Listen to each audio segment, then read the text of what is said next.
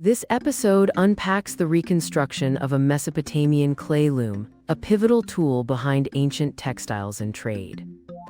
Scholars date such looms to early cities, where artisans used fired clay frames and reed heddles to weave intricate patterns.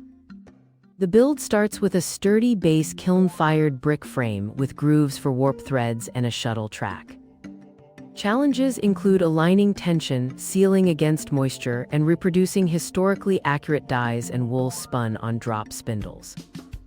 Modern tests reveal how clay's porosity affected thread grip, teaching patience and revealing practical limits hidden in ancient workshops.